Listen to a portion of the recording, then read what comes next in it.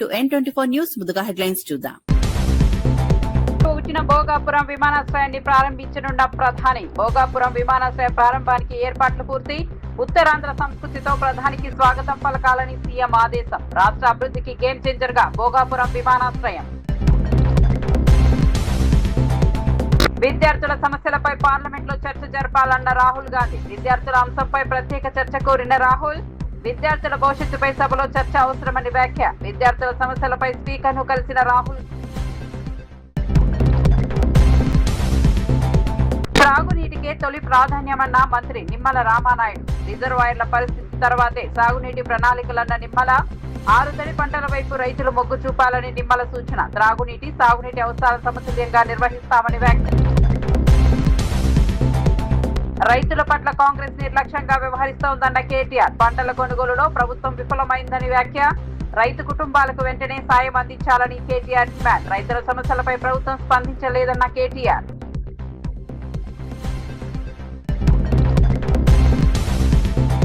పంచదార్లలో అక్రమ మైనింగ్ వెంటనే ఆపాలని అమర్నాథ్ డిమాండ్. పంచదార్లను నో మైనింగ్ జోన్ గా ప్రకటించాలని వ్యాఖ్య.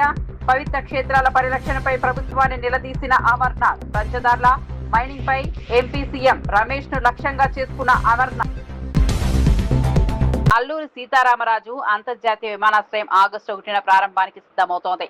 ప్రధాని నరేంద్ర మోదీ ప్రయాణికుల టెర్మినల్ తో పాటు పలు కీలక మౌలిక సదుపాయాల ప్రాజెక్టులను ప్రారంభించనున్నారు. ఏర్పాట్లపై ముఖ్యమంత్రి చంద్రబాబు నాయుడు సమీక్ష నిర్వహించి ఉత్తరాంధ్ర సంస్కృతిని ప్రతిబింబించే దింసా, సబరా, కొమ్ముకోయ గిరిజన నృత్యాలతో అతిథులకు స్వాగతం పలకాలని అధికారులను ఆదేశించారు. GMR skill development centre, aviation hub, ఎడ్యుసిటీని కూడా ప్రారంభించనున్నట్లు తెలిపారు. ఈ విమానాశ్రయం రాష్ట్ర అభివృద్ధికి గేమ్ చేంజర్ గా నిలుస్తుందని సీఎం పేర్కొన్నారు.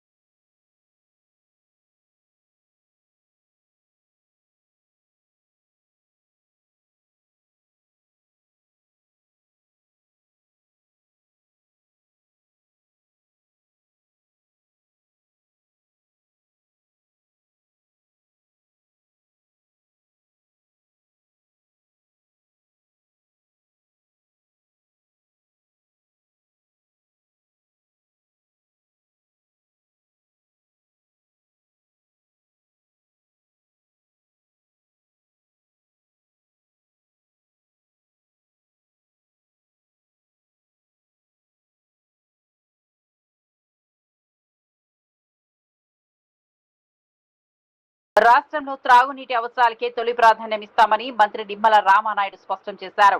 రాబోయే 15 నుంచి 20 రోజుల్లో రిజర్వాయర్లలోకి నీరు చేరిన తర్వాతే సాగునీటి ప్రణాళికలను ఖరారు చేస్తామని తెలిపారు. ప్రస్తుతం నీటి లభ్యతను దృష్టిలో ఉంచుకొని రైతులు ఆరుతడి పంటల వైపు మొగ్గు చూపాలని సూచించారు. డెల్టా ప్రాంత రైతులకు నీటి లభ్యతపై నీటిపారుదల శాఖ అధికారులు స్పష్టమైన సమాచారం అందించాలని ఆదేశించారు. అందుబాటులో ఉన్న నీటి వనరులను సమర్థంగా వినియోగిస్తూ త్రాగునీరు, సాగునీటి అవసరాలను సమతుల్యంగా నిర్వహిస్తామని మంత్రి పేర్కొన్నారు. మళ్ళీ కొత్త గేట్లు ఏర్పాటు చేయడంలో గాని గోరకల్లు, మీ అందరికీ తెలుసు గోరకల్లు అంటే మరి జిఎన్ఎస్ఎస్ గాలేరీ నగర్కి ఆయువు పొట్టు. గోరకల్లులో నీరుంటేనే మరి కడప జిల్లాలోను పులివెందుల్లోనూ నీరుండేటువంటి పరిస్థితి. అటువంటి గోరకల్లు ప్రమాదభరితంగా ఉంది అంటే 5 సంవత్సరాల మరి ఆ రోజు ఉన్నటువంటి ప్రభుత్వం పట్టించుకోవాలా. మళ్ళీ ఈరోజు ఆ గోరకొల్లు రిజర్వాయర్కి మళ్ళీ 53 కోట్ల రూపాయలు ఈవేళ నిధులు ఇచ్చి మళ్ళీ టెండర్లు పిలిచినటువంటి పరిస్థితి. ఎందుకంటే గోరకొల్లో నీళ్లుంటేనే అవుకులో నీళ్లుంటాయి, అవుకులో నీళ్లుంటేనే గండికోటలో నీళ్లుంటాయి, గండికోటలో నీళ్లుంటేనే చిత్రావతి బ్యాలెన్స్ రిజర్వాయర్కి నీళ్లుంటాయి. ఇలా ఏ రిజర్వాయర్కి నీళ్లు ఉండాలన్నా జిఎన్ఎస్ఎస్లో గోరకొల్లో ఉండాలి. ఆ చిత్రావతిలో నీళ్లుంటేనే ఆ యొక్క పులివెందుల్లో నీళ్లుంటాయి. అంటే ఈ రకంగా ఎంత అన్యాయం, ఎంత దుర్మార్గం. గత 5 సంవత్సరాల ఇటువంటి ప్రాజెక్టులు, రిజర్వాయర్లు ఒక్క రూపాయి కూడా వెచ్చించకుండా ఎట్లా గాలిలో వాటి భద్రత వదిలేసిందో గత ప్రభుత్వం మనందరం కూడా చూసాం. మరి ఇటువంటి పాలన వైఫల్యం గత ప్రభుత్వం అవుతే ఈ 2 సంవత్సరాల్లోనే వాటన్నిటిని కూడా గాడిలో పెడుతూ పట్టాలు ఎక్కిస్తూ వీటన్నిటికీ కంక్లూజింగ్ మీరే చూస్తారు. సాగునీటి ప్రాజెక్టుల మీద ఎవరు ఎంత ఖర్చు పెట్టారో ఈ ఒక్క షీట్ మీకు సరిపోతుంది. ఆంధ్రప్రదేశ్ రాష్ట్ర ప్రజలకు కానీ రాయలసీమ ప్రజలకు కానీ ఏ ప్రభుత్వం ఇరిగేషన్ శాఖ ఎంత ప్రాధాన్యత ఇచ్చింది అనేది ఈవేళ లెక్కలు చెప్తూ ఉన్నాయి, బడ్జెట్ చెప్తూ ఉంది, జరుగుతున్నటువంటి పనులు చెప్తూ ఉన్నాయి, ప్రోగ్రెస్. అందులో ముఖ్యంగా 2014-2019 5 సంవత్సరాల తెలుగుదేశం ప్రభుత్వ హయాంలో ఆ రోజు ఇరిగేషన్కి సంబంధించి 68,000 కోట్ల రూపాయలు ఆ రోజు మనం వెచ్చించినటువంటి పరిస్థితి. గ్రాఫ్ కూడా చూపించాము ఒకసారి. 68,000 కోట్లు. ఇప్పుడే చూడండి, గ్రాఫ్ చూసుకుంటే మీకు చాలా క్లియర్గా అర్థమవుతూ ఉన్నటువంటి పరిస్థితి. ఒక్కసారి ఆ గ్రాఫ్ చూస్తే ఆ రోజు 2014-2019 5 సంవత్సరాల్లో 68,000 కోట్ల రూపాయలు మేము ఇరిగేషన్ రంగానికి వెచ్చించాం. అదే 2019-2024 5 సంవత్సరాల్లో ఇరిగేషన్కి వెచ్చించింది వైసీపీ హయాంలో 32,000 కోట్ల రూపాయలు. ఎంత డిఫరెన్సో చూడండి. ఇక్కడ ఇంకొక విషయాన్ని చాలా క్లియర్గా అర్థం చేసుకోవాలి మా మీడియా మిత్రులు కూడా, ప్రజలు కూడా. ఆ రోజు 14-19 5 సంవత్సరాల్లో దగ్గర 7 లక్షల కోట్ల బడ్జెట్ మాది. 7 లక్షల కోట్ల బడ్జెట్ ఉంటే 68,000 ఇరిగేషన్కి ఇచ్చాం.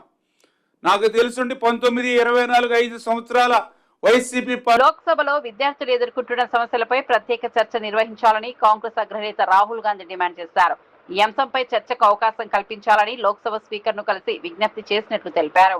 దీనిపై స్పందించిన స్పీకర్ ప్రభుత్వ అనుమతి లభిస్తేనే సభలో చర్చ చేపట్టడం సాధ్యమవుతుందని చెప్పారని రాహుల్ వెల్లడించారు. విద్యార్థుల భవిష్యత్తుకు సంబంధించిన కీలక అంశాలపై పార్లమెంట్లో విస్తృతంగా చర్చ జరగాల్సిన అవసరం ఉందని ఆయన అభిప్రాయపడ్డారు. Speaker is telling us that to debate in Parliament, he has to take permission from the government. He is openly telling us that. ठीक है. देखिए, इशू स्टूडेंट्स की है,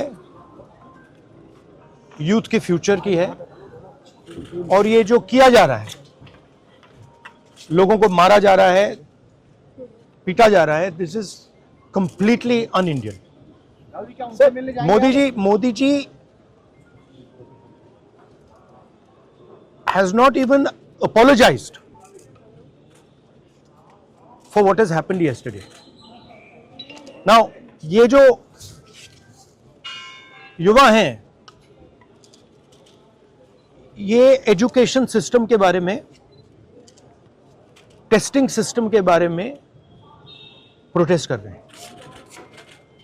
पूरा देश जानता है कि education system, testing system is broken. It has ceased to exist. Testing system has been hollowed out by termites. That is all they're saying. Nothing wrong with it. We've been saying it. I've been doing presentation after presentation about this. Why is the Prime Minister silent? What is the reason? He should apologize to the students and he should stop this nonsense of police people thrashing students. This is completely wrong. Sir, उनका हवाला देते हुए किरण रिजिजू ने कहा कि आज वो NDA की बैठक में प्रधानमंत्री ने कहा कि हमने त्वरित एक्शन लिया, हमने बहुत रैपिड एक्शन लिया. We are concerned. Prime Minister is concerned about the students and their future. Action was taken. 13 people were arrested. That has been briefed by the minister. The point is that this is no way to treat the young people of this country. The young people of this country do not have any opportunities. All the doors are closed. There is only one door which is open. Nellore ఆనమలవారి వీధిలో 60 ఏళ్ల నాటి శిథిలా భవనం slab కూలిపోవడంతో 3 శిథిలాల కింద చిక్కుకున్నారు.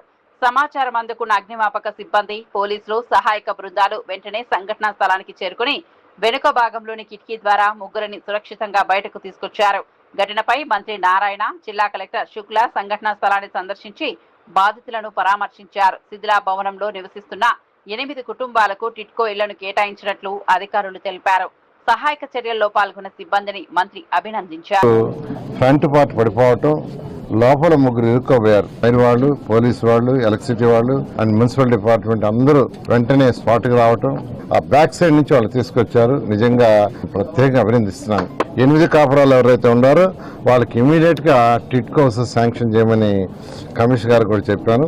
రేపు మార్నింగే రేపే అలాట్ చేయమని. అక్కడైతే ఓల్డ్ బిల్డింగ్స్ ఉన్నాయో మున్సిపల్ అధికారులు ఈ బిల్డింగ్ లైఫ్ అయిపోయింది, దీన్ని డెమాలిష్ చేయాలంటే మీరైనా డెమాలిష్ చేసి కట్టుకోండి, లేదు అంటే మున్సిపల్ అధికారులు దాన్ని డెమాలిష్ చేయడానికి అబ్జెక్షన్ చెప్పొద్దని తెలియజేస్తూ, అనకాపల్లి జిల్లా పంచదార్లలో అక్రమ మైనింగ్ కు వ్యతిరేకంగా వైఎస్ఆర్సీపీ చేపట్టిన చలో పంచదార్ల కార్యక్రమం ఉద్రిక్తంగా మారింది.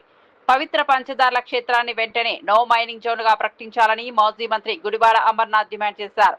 ఎంపీ సీఎం రమేష్ పై తీవ్ర విమర్శలు చేస్తూ ఆయనను కరప్షన్ మ్యాన్ గా అభివర్ణించారు. శతాబ్దాల చరిత్ర కలిగిన పవిత్ర క్షేత్రాలను మైనింగ్ పేరుతో ధ్వంసం చేయడం సరికాదన్నారు. ఆధ్యాత్మిక ప్రదేశాలను కాపాడాల్సిన బాధ్యత ప్రభుత్వంపై ఉందని, లేకపోతే ప్రజల ఆగ్రహాన్ని ఎదుర్కోవాల్సి వస్తుందని హెచ్చరించారు.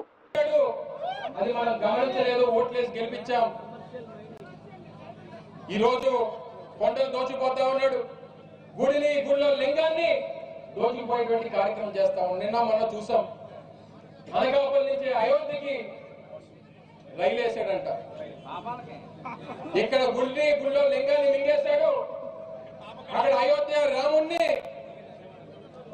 ఇక్కడి నుంచి దోచుకుపోయినటువంటి సొమ్ముతో ఆ భక్తులు తీసుకెళ్తే నీకు ఏ రకమైనటువంటి పుణ్యం రాదు సీఎం రమేష్ అనేటువంటి విషయాన్ని ఈ సందర్భంగా తెలియజేస్తాం. ఈ అవినీతి అక్రమాలు ఇవన్నీ కూడా ప్రజలందరూ కూడా గమనిస్తా ఉన్నారు. సీఎం రమేష్ గారు, మీరు శివుడితో పెట్టుకున్నారు. నువ్వు చేసేటువంటి అవినీతి నీ అహంకారాన్ని అంతమొందించడానికి ఆ శివుడు మూడొక్కడిని తెలిస్తే సీఎం రమేష్ గారు అనేటువంటి విషయాన్ని ఈ సందర్భంగా తెలియజేస్తా ఉన్నారు. తెలంగాణలో రైతుల పరిస్థితిపై కాంగ్రెస్ ప్రభుత్వాన్ని తీవ్రంగా విమర్శించారు BRS working president KTR. Congress తెచ్చిన కరువుతో రైతులు తీవ్ర ఇబ్బందులు పడుతున్నారని ఆరోపించారు. పంటలను ప్రభుత్వం కొనుగోలు చేయకపోవడంతో వాటిని కాపాడుకునే ప్రయత్నంలో 4 రైతులు ప్రాణాలు కోల్పోయారని తెలిపారు. రైతు కుటుంబాలకు న్యాయం చేయాలని బీఆర్ఎస్ నేతలు గంటల తరబడి ధర్నా చేసినా ప్రభుత్వం స్పందించలేదని విమర్శించారు. మరణించిన రైతుల కుటుంబాలకు తక్షణ సాయం అందించి పంటల కొనుగోలు విషయంలో ప్రభుత్వం వెంటనే చర్యలు తీసుకోవాలని కేటీఆర్ డిమాండ్ చేశారు. చిరాలలో జరిగింది రైతు సోదరులకు ఒక మహా విషాదం. ఒకటే నియోజకవర్గంలో ప్రభుత్వం పంటలు కొనకపోతే కొనుగోలు కేంద్రాలలో కాపుగాసి అక్కడే ఉండి ఎక్కడ మా పంట నష్టమవుతుందో అని చెప్పి భయంతోని కదలకుండా ధాన్యాన్ని కాపాడుకునే ప్రయత్నంలో 4 అన్నదాతలు మృత్యువాత పడ్డారు. ప్రభుత్వ నిర్లక్ష్యం వల్ల తెచ్చిన ధాన్యాన్ని 30 రోజులు 60 రోజులు కొనేటోడు దిక్కులేడు, సంచులిచ్చేటోడు దిక్కులేడు. ఈ దిక్కు దివానం లేని ప్రభుత్వంలో అన్నదాతకు మరి దిక్కులేని పరిస్థితి వస్తే ఆ పంటను కాపాడుకునే ప్రయత్నంలో ఆ కొనుగోలు కేంద్రం దగ్గరే కాపుగా చిన్నప్పుడు గోడ కూలితే 4 రైతులు చనిపోవడం జరిగింది. 4 రైతులు చనిపోతే ప్రధాన ప్రతిపక్ష నాయకులు, ప్రధాన ప్రతిపక్ష పార్టీకి సంబంధించిన బీఆర్ఎస్ పార్టీకి సంబంధించిన నాయకత్వం, మాజీ ఎమ్మెల్యే మా దివాకర్ రావు గారు, మా జీవన్ రెడ్డి గారు, మాజీ మంత్రి గారు 8 గంటలు ధర్నా చేసినా దున్నపోతు మీద వానబడ్డట్టు ప్రభుత్వం నుంచి స్పందన రాలే. చివరికి ఏదో మొక్కుబడిగా ఒప్పుకున్నారు, చూస్తాం చేస్తాం ఒప్పుకున్నారు. కానీ ఈ రోజు వరకు దాదాపు 2.5 నెలలు గడిచిపోయినా స్పందన లేదు. మాజీ మంత్రి హరీష్ రావు వరంగల్ జిల్లాలో నెలకొన్న కరువు పరిస్థితులపై కాంగ్రెస్ ప్రభుత్వాన్ని తీవ్రంగా విమర్శించారు. ఇది ఎల్నివో కారణంగా వచ్చిన కరువు కాదని ప్రభుత్వ నిర్లక్ష్యంతో ఏర్పడిన పరిస్థితి అని ఆరోపించారు. కేసీఆర్ హయాంలో సమ్మక్క బ్యారేజీ నిర్మాణం, దేవాదుల 3 దశల పనులు పూర్తి చేసి నీటిని ఎత్తేందుకు అన్ని ఏర్పాట్లు చేశారని గుర్తు చేశారు. ప్రస్తుతం పంపులు ప్రారంభించకుండా ప్రభుత్వం రైతులను ఇబ్బందులకు గురి చేస్తోందన్నారు. వెంటనే సాగునీటిని విడుదల చేసి రైతులను ఆదుకోవాలని హరీష్ రావు ప్రభుత్వాన్ని డిమాండ్ చేశారు. కట్నీళ్లు పెట్టే పొయ్యి లెక్క తయారున్నా కూడా మీ నిర్లక్ష్యం వల్ల నీళ్లెత్తక వరంగల్ జిల్లాను కరువు కోరల్లో మీరు నిలుపుతా ఉన్నారు. ఇవాళ బీఆర్ఎస్ ప్రభుత్వం 3,17,000 ఎకరాల ఆయకట్టును నీళ్లు ఇవ్వడానికి దేవాదుల పూర్తి చేసింది. కట్కొత్తుతే 3,17,000 ఎకరాలకు వరంగల్ జిల్లాకు సాగునీరు అందుతుంది, వరంగల్ తాగునీరు అందుతుంది. కట్క ఒత్తకుండా మీరు ఎందుకు వరంగల్ జిల్లాను ఆగం చేస్తున్నారు? మీ గుర్తు పోయిన సంవత్సరం కూడా 8 కోట్ల రూపాయలు మెయింటెనెన్స్ బిల్లులు ఇవ్వకపోవడం వల్ల దేవాదులలో 50 రోజులు ఆలస్యంగా మోటార్లు ప్రారంభమైనాయి. దాంతో 700-800 కోట్ల రూపాయల పంట వరంగల్ జిల్లాలో గత సంవత్సరం ఎండబెట్టింది కాంగ్రెస్ ప్రభుత్వం. అర్ధాంతరంగా మీరు మోటార్లు ఆన్ చేయక 7-8 కోట్ల రూపాయలు విడుదల చేయక 800 కోట్ల రూపాయల పంటను పోయిన సంవత్సరం దేవాదుల కింద ఎండబెట్టింది కాంగ్రెస్. ఈ సంవత్సరం కూడా ఇంత ఎలినినో వస్తుందని శాస్త్రవేత్తలు, ప్రపంచము, భారత ప్రభుత్వం చెప్తుంటే 6 నెలల నుంచి చెప్తుంటే మొద్దు నిద్రపోతున్నారా? మెయింటెనెన్స్ వర్క్స్ చేసుకోరా? ట్రాన్స్ఫార్మర్లు రిపేర్స్ ఉంటే చేసుకోరా? ఎందుకు 10 మోటార్లు నడపడం లేదు? ఇది నేరపూరిత నిర్లక్ష్యం కాదా? నీళ్లుండి కూడా ఎత్తకపోవడానికి ఇవాళ ఏం చేయాలి? మిమ్మల్ని నీళ్లు కండ్ల ముందు నీళ్లు ఉండగా కూడా ఒడిసి పెట్టాల్సింది పోయి మీరు కింద. విద్య, ఐటీ శాఖల మంత్రి నారా లోకేష్ మంగళగిరిలో పేదల కుటుంబాలకు సుమారు 1000 కోట్ల విలువైన శాశ్వత ఇంటి స్థలాల పట్టాలను పంపిణీ చేశారు. ఎన్నికల సమయంలో ఇచ్చిన హామీ మేరకు ఈ కార్యక్రమాన్ని అమలు చేస్తున్నామని తెలిపారు. కూటమి ప్రభుత్వం రాష్ట్ర ఆర్థిక వ్యవస్థను గాడిలో పెట్టడంతో పాటు ఆర్థిక అభివృద్ధిని, సంక్షేమాన్ని సమానంగా ముందుకు తీసుకెళ్తోందన్నారు. అర్హులైన ప్రతి పేద కుటుంబానికి సొంత ఇంటి కలను నెరవేర్చడమే ప్రభుత్వ లక్ష్యమని స్పష్టం చేశారు. సంక్షేమంతో పాటు అభివృద్ధిని సమన్వయం చేస్తూ రాష్ట్రాన్ని పురోగతి దిశగా తీసుకెళ్తామని లోకేష్ పేర్కొన్నారు. నేనేంటో మీకు అర్థమో లేదు, ఈ లోపల ఎన్నికలు అయిపోయినాయి. 5300 ఓట్లతో ఓడిపోయా. ఓడిపోయిన రోజు బాధ, ఆవేదన నాకు కలిగింది. కానీ రెండో రోజు నుంచి ఆ బాధ, ఆవేదన నాలో కసి పెంచింది. ఇక్కడనే మళ్ళీ పోటీ చేయాలి, మీ మనసు గెలుచుకోవాలని ఆనాడు నా ప్రయాణం ప్రారంభించా. 5 సంవత్సరాలు ఎప్పుడు మంగళగిరి ప్రజల్ని కలిసినా, ఆయా దశాబ్దాలుగా మేము మా ప్రాంతంలో నివసిస్తున్నాం. బంధువులు కానీ, మిత్రులు కానీ అందరూ మా ప్రాంతంలో ఉన్నారు. రూపాయి జమ చేర్చి ఈరోజు ఇల్లు కట్టుకున్నాం. ఎవరో అపోవాలేస్తున్నారు, ఇక్కడ ఉండేదానికి లేదంటున్నారు, రేపు మా భూమి లాగేసుకుంటున్నా అంటున్నారు.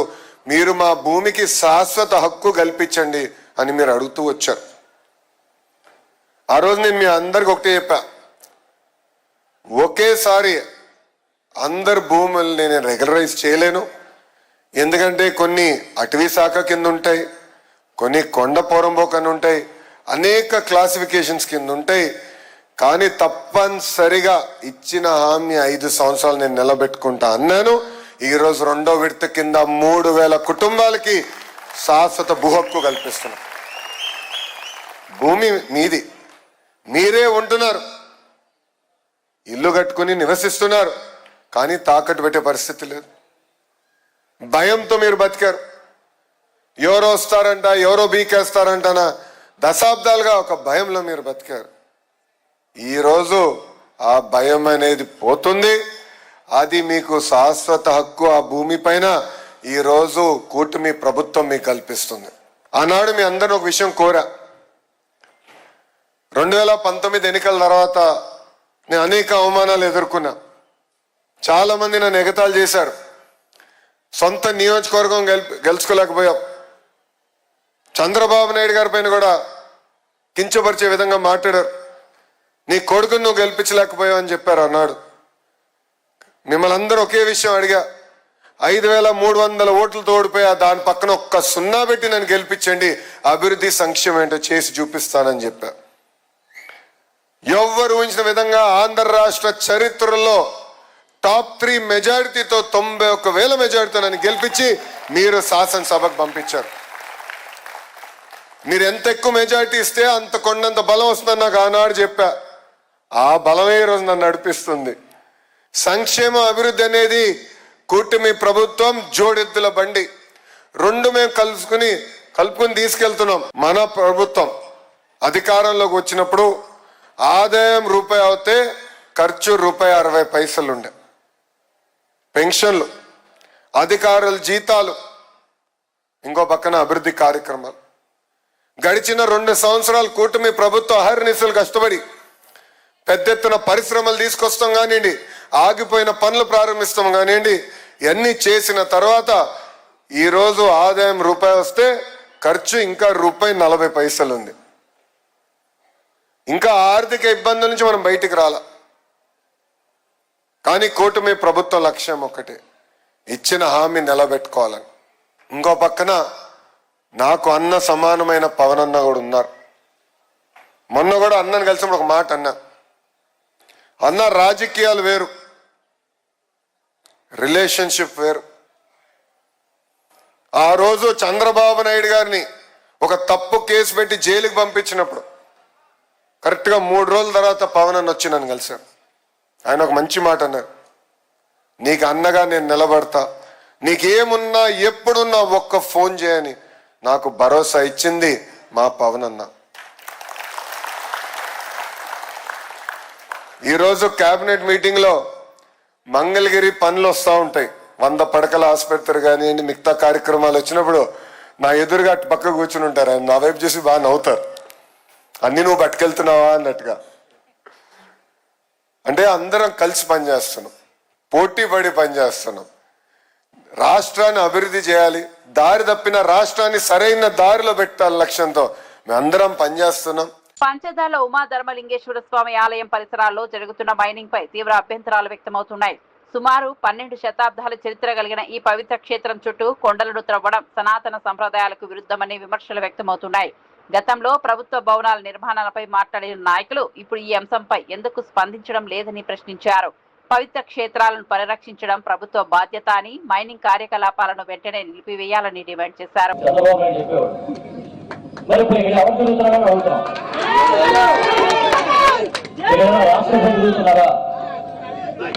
ఈ పని కొండ మీద రాష్ట్రపతి గారు తిరుగుతున్నారా? మీరు కొండని గోడ చేసేస్తున్నారు. ఇక్కడ ఎవరు తిరుగుతున్నారని అడుగుతున్నాం. ఆ రోజు అక్కడ ప్రభుత్వ భవనం కోసం చదువు చేస్తే అది కూడా గ్రామ నమ్మకానికి కాదు, పోవడానికి కాదు, అలా చేశారు. ఇవాళ విశాఖపట్నంలో చుట్టూ ఉన్న కొండలన్నీ కూడా కొల్ల చేస్తున్నమాట మేము చూస్తా ఉన్నాం. రోజు మీడియాలో వస్తుంది, సోషల్ మీడియాలో జరుగుతుంది. కానీ అంటే వాళ్ళ సొంత మీడియాలో ఎలాగో రాయరు. ఒక పక్క సింహాచలం కొండని, ఇంకో పక్కన పంచదారుల కొండల్ని, ఆ పక్కన బౌద్ధ ఆరామాలు క్షేత్రాలు ఉన్న కొండల్ని ఇష్టం వచ్చినట్టు తగ్గే అధికారం చంద్రబాబు నాయుడు మీ ప్రభుత్వానికి ఎవరిచ్చారు అని అడుగుతున్నాం. పర్యావరణాన్ని కాపాడతారని చెప్పిన పెద్దలందరూ ఎక్కడ ఉన్నారు ఇప్పుడు అని అడుగుతున్నాం. పెద్ద పెద్ద ప్రవచనాలు చెప్పిన ఆ నాయకులందరూ ఆనాడు గత ప్రభుత్వం మీద లేనిపోని అబండాలు వేసిన నాయకులందరూ ఇవాళ ఏం మాట్లాడుతున్నారని అడుగుతున్నాం. నిన్ననే ఒక ప్రెస్ మీట్ చూసా. ఇన్ఛార్జి మంత్రి గారు, ఆయన స్వయంగా మైనింగ్ మినిస్టర్, స్థానిక శాసనసభ్యులు ఒక ప్రెస్ మీట్ లో మాట్లాడిన వీడియో చూసాం. ఆ ప్రెస్ మీట్ లో వారు ఏం చెప్తున్నారంటే ఆర్కియాలజీ డిపార్ట్మెంట్ కి రాశారట, నో మైనింగ్ జోన్ కి చేయాలని అనుకుంటున్నారట. మీరు ఎవరి చెవులు పువ్వులు పెట్టద్దు. ఆ రోజు ఇక్కడ ఇదే ప్రాంగణంలో తెలంగాణ బీజేపీ రాష్ట్ర అధ్యక్షుడు రామచంద్రరావు జీహెచ్ఎంసీ పరిధిలో కాంగ్రెస్ ప్రభుత్వం తీసుకొచ్చిన క్యూఆర్ చట్టంలోని పలు నిబంధనలను వ్యతిరేకించారు. శాస్త్రీయమైన పన్నుల విధానం లేకపోవడంతో ప్రతి ఏడాది 5% వరకు పన్నులు పెరిగే అవకాశం ఉందని పేర్కొన్నారు. రిజిస్ట్రేషన్ విలువ ఆధారంగా పన్నులు నిర్ణయించడం ప్రజలపై అదనపు భారం మోపుతుందని విమర్శించారు. ఇందిరమ్మ ఇళ్ల పథకంలో ముందస్తుగా 10,000 డిపాజిట్ వసూలు చేయడం పేదలకు అన్యాయమని పేర్కొన్నారు. అర్హులైన ప్రతి కుటుంబానికి ఎలాంటి ఆర్థిక షరతులు లేకుండా ఇల్లు అందించాలని ప్రభుత్వాన్ని కోరారు. దాంట్లో కొన్ని అభ్యంతరాలు ఉన్నాయి. ముఖ్యంగా ట్యాక్సేషన్ సిస్టంలో ఎక్కడ కూడా సైంటిఫిక్ ట్యాక్సేషన్ లేదు. మీరు ఒకవేళ చూస్తే ప్రతి సంవత్సరం 5% ట్యాక్స్ పెరిగేటట్టు అవకాశాలు ఉన్నాయి. ఒకటి. రెండోది, రిజిస్ట్రేషన్ వాల్యుయేషన్ మీద మీకు ట్యాక్స్ ఫిక్స్ చేస్తారని ఒకటి. తర్వాత ఇప్పుడున్న ట్యాక్స్ స్ట్రక్చర్ ఏదైతుందో దాని తర్వాత ఎటువంటి స్ట్రక్చర్ తీసుకుని ఇది మొత్తం యూనిఫామిటీ లేకుండా ఒక ట్యాక్స్ దోపిడీ ఉంటుంది. ఈ క్యూర్ ప్రజల్లో లోకల్ బాడీలో ట్యాక్స్ దోపిడీ ఉంటుంది. ఇది అదేవిధంగా వాటరు, సివరేజు ఈ రెండు కూడా సపరేట్ బోర్డుగా చేసేటటువంటిగా ప్రయత్నాలు జరుగుతున్నాయి. మరి దాంట్లో కూడా రెండు సపరేట్గా ఇప్పుడైతే కలిపే ట్యాక్స్ కడతా ఉన్నారు. మరి సపరేట్ ట్యాక్సెస్ అవుతాయి. ఎవరు అంటే ప్రజల మీద ఎంత భారం పడుతుందో ఒక్కసారి మనం ఆలోచించాలి. రెండోది, ఇక్కడ విషయం ఏంటంటే గతంలో జిహెచ్ఎంసీలో మ్యాండేటరీ ఏంటంటే వార్డ్ మెంబర్స్గా కొంతమంది వాళ్ళు సెలెక్ట్ చేసుకొని లోకల్ కార్పొరేటర్స్, వార్డ్ మెంబర్స్తో పాటు స్థానిక సమస్యలపైన స్థానికంగా ఉన్నటువంటి ఒక పరిపాలనలో భాగంగా ఉంటుండే. ఇది 74 అమెండ్మెంట్ 74th అమెండ్మెంట్ సంబంధించినటువంటి ఒక స్పిరిట్ అది. అంటే పార్టిసిపేషన్, లోకల్ బాడీలో పార్టిసిపేషన్ ఆఫ్ ది పీపుల్. దీంతో అర్బన్ లోకల్ బాడీస్లో వార్డ్ మెంబర్స్ అనేది ఉందో ఇది మ్యాండేటరీ, చట్టంలో మ్యాండేటరీ అది. ఇది దీంట్లో ఎక్కడ కూడా వార్డ్ మెంబర్స్ ఒక అభిప్రాయాలు కానీ ఎక్కడ కానీ లేదు ఇక్కడ. తర్వాత ఎన్నుకోబడ్డటువంటి ఒక ఏవైతే ప్రజాప్రతినిధులు ఉంటారో కార్పొరేటర్స్ కానీ కానీ వాళ్ళకి సంబంధించినటువంటి కూడా దీంట్లో ఎక్కడ కూడా రోల్ ఉంటుంది అనేది ఎక్కడ స్పష్టంగా లేదు అది.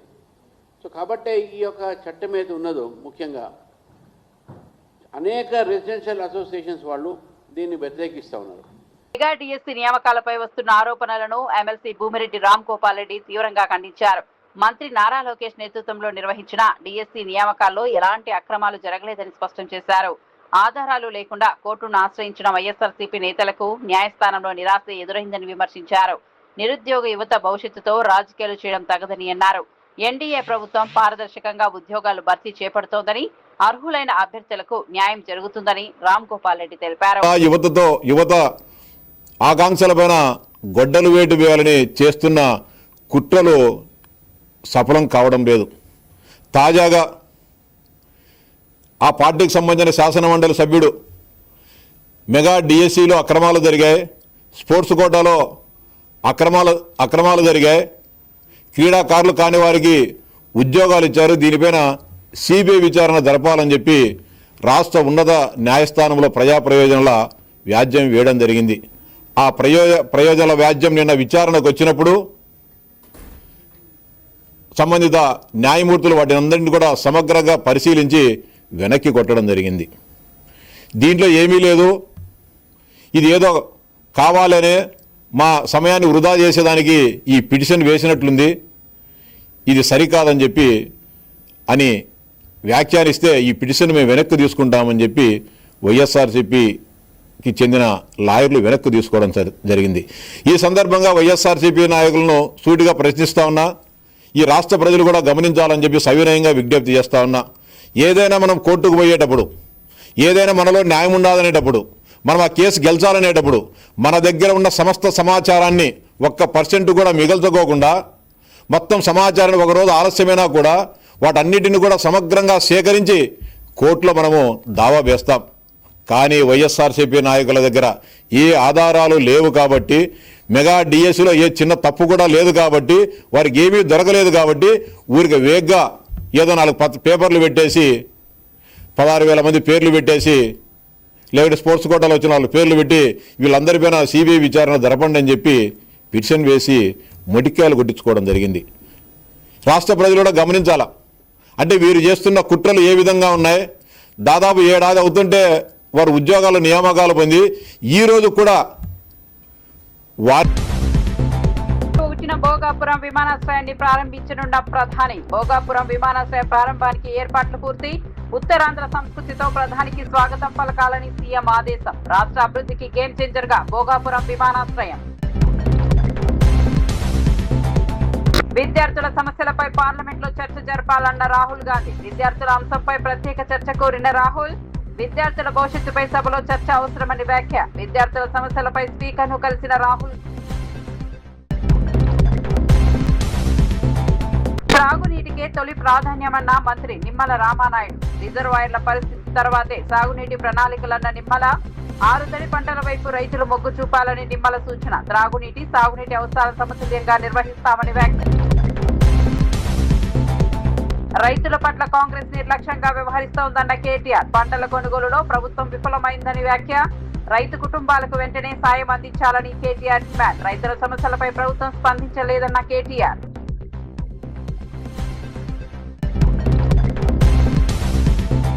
పంచదార్లలో అక్రమ మైనింగ్ వెంటనే ఆపాలని అమర్నాథ్ డిమాండ్. పంచదార్లను నో మైనింగ్ జోన్ గా ప్రకటించాలని వ్యాఖ్య. పవిత్ర క్షేత్రాల పరిరక్షణపై ప్రభుత్వాన్ని నిలదీసిన అమర్నాథ్. పంచదార్ల మైనింగ్ పై ఎంపీ సీఎం రమేష్ ను లక్ష్యంగా చేసుకున్న అమర్నాథ్.